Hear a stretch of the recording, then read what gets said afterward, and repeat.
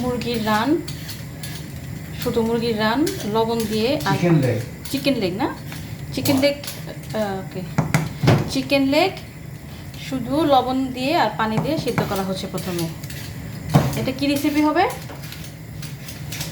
Boneless crispy chicken. ওকে, তাহলে এটা বানানো হবে বোনলেস ক্রিসপি চিকেন। ওকে, এটা আমি ঢেকে রাখতেছি। এই পাশে হচ্ছে এটা কি ধনিয়া পাতা না? চিকেন করে ধনিয়া পাতা আর রসুন চিকন করে কাটা। চিকন করে কাটা না, একদম মানে কুচি কুচি করে কাটা। আর হচ্ছে আলু আমি এভাবে ছুলে রাখছি। এই আলুটাকে সিদ্ধ করা লাগবে? হ্যাঁ। ওকে, আলু ছুলে রাখা হয়েছে, এখন এটাকে সিদ্ধ করা হবে। ওকে,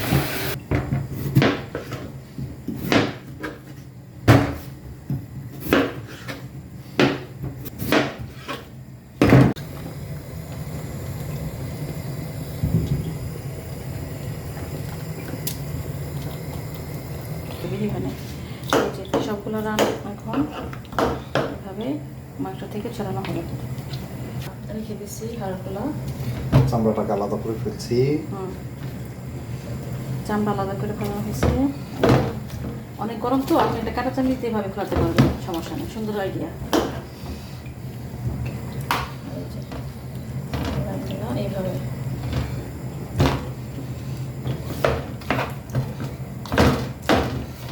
অনেক গরম, ডেঞ্জারাস।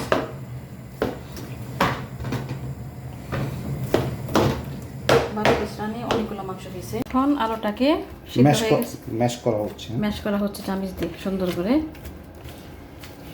আর ওকে, এখন হচ্ছে আমরা দিচ্ছি ধনিয়া পাতা কুচি। ওকে, রসুন কুচিটা দিব আমি এক্সটেরিয়র, ইন্টেরিয়র না। ঠিক আছে, বাইরে দিব। ঠিক আছে। তো পোয়াব মানে গোলমরিচের গুঁড়া, সাদা গোলমরিচের গুঁড়া। সাদা গোলমরিচের গুঁড়া। আচ্ছা, ওকে, এখন দিব আমরা হলো এটা হলো তোমার কাশ্মীরি মরিচের গুঁড়া। কাশ্মীরি মরিচের গুঁড়া, এটা খুব একটা ঝাল হয় না, লাল হয় না, ঝালই নেই, খুব একটা ঝালই নাই। এটাকে কাশ্মীরি গুঁড়া বলে বাংলাদেশে, না? আর ফ্রান্সে বলে হচ্ছে পাপরিকা। এটা ঝাল না, কিন্তু এটা সুন্দর একটা কালার হবে আর একটা সুন্দর একটা স্মেল আসবে। অনেক ওকে, ডিম দাও দেখি সুন্দর করে করো।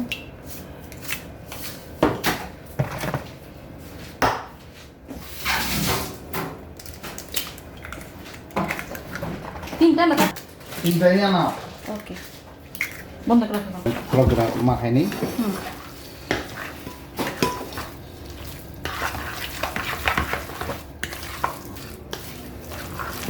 খুব ভালো করে মিক্স করে মুখ নিতে হবে একদম, যাতে একদম ম্যাশ হয়ে যায়। চিজ মিশাবো।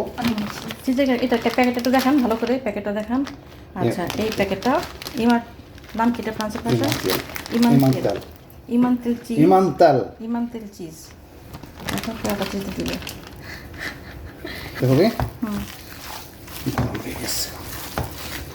চিজ কি কম হয়ে গেল না? আরেকটু দাও। হাঁটু দিতে গরম হয়ে গেল। মিক্স করতে হবে। ওকে, তাহলে এই পাশে নিলাম হচ্ছে আটা, আর এটা হচ্ছে বেডক্রাম, এক পাশে ডিম। তো মিডিয়াম আছে, আমি একটা কড়াই চুলায় বসায় নিলাম। রান্নার জন্য এই পরিমাণ নিলেই হবে। হ্যাঁ, এই পরিমাণ নিব। এখন আমি একটা বোন এটার ভিতরে দিয়ে দিব। সামনে নিতে হবে। একটা বোন এটার ভিতরে ঢুকে দিব।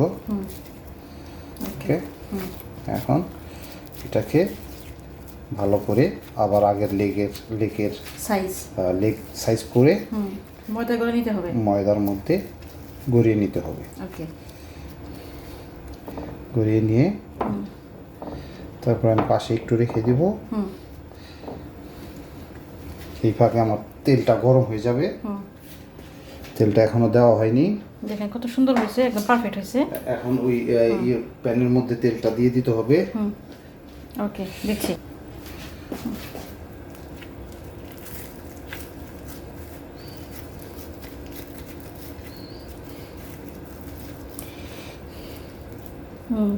সাইজটা খুব সুন্দর আসছে, কারণ ওই চিজটা দেওয়াতে ওই জিনিসটা হয়ে গেছে একদম, না?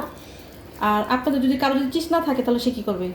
চিজ না থাকলেও কোনো অসুবিধা নেই, আলু দিয়ে হবে, সাথে ময়দা দিয়ে ভালো করে গড়াই নিলে আর এটা ভাঙবে না। আর চিজটা দেওয়ার মানে হচ্ছে এটা ভিতর থেকে একেবারে যখন এটা ভাজা হবে, ফ্রাই হওয়ার পর যখন খাওয়ার সময় চিজটা স্টিকি হয়ে একেবারে বের হয়ে আসবে, খুব সুন্দর লাগবে দেখতে, খেতে ভালো লাগবে আর কি। খেতে ভালো লাগবে। চিজ না থাকে তাহলে শুধু আলু দিয়ে করা যাবে, আলু দিয়ে আর এইভাবে ওই ময়দায় গড়ায়া তারপরে ডিমে দিতে হবে, ডিমে দিয়ে তারপরে তোমার ব্রেড গামের মধ্যে করিয়ে তারপরে ফ্রাই প্যানে ছেড়ে দিতে। কারণ বাংলাদেশে অনেক সময় চিজটা অ্যাভেলেবেল না, যারা বিদেশে থাকেন তাদের জন্য চিজটাতে কোনো সমস্যা নাই, কিন্তু যারা বাংলাদেশে থাকেন তাদের জন্য আসলে চিজটা যতটুকু জানি সবসময় পাওয়া যায় না, তো না পাওয়া গেলেও আপনি স্কিপ করতে পারবেন, অসুবিধা নেই।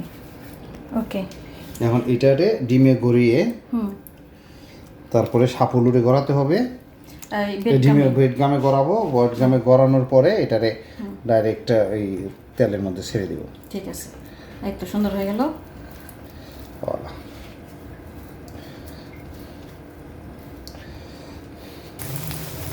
এখন আমি চুলা দেওয়া হয়ে গেল ভাজার জন্য।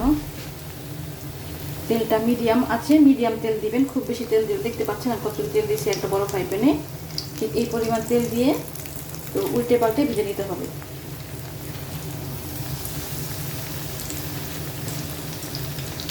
এখন এই তো মিডিয়াম আছে, এটা আমাকে সুন্দর করে ভেজে নিতে হবে, জাল খুব বেশি দেওয়া যাবে না, মিডিয়াম আঁচ।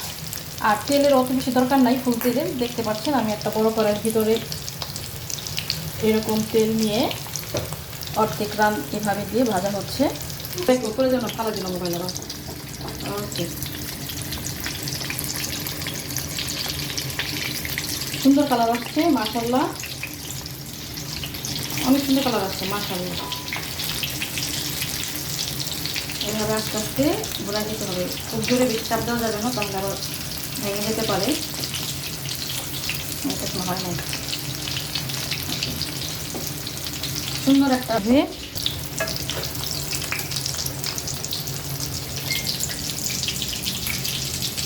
যাচ্ছে, কিন্তু বাস্তবে খুবই সুন্দর কালার আছে আর সুন্দর একটা সুঘ্রাণও ছড়াই গেছে চারিদিকে। এটা একটা দিয়ে দিলাম, আমাদের একটা উঠাই দিলাম। ওকে, হ্যাঁ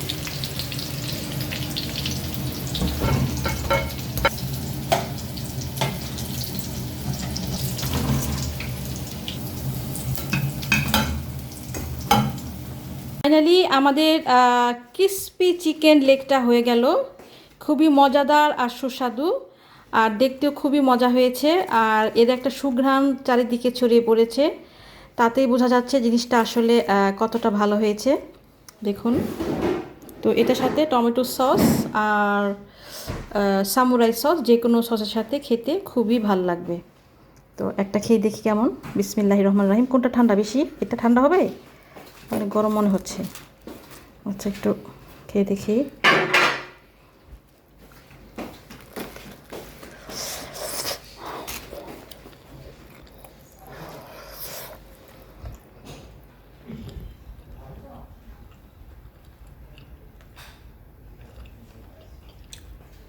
এত মজা, অনেক মজা। একদম সবাইকে অনেক ধন্যবাদ, সবাই ভালো থাকবেন, আল্লাহ হাফেজ।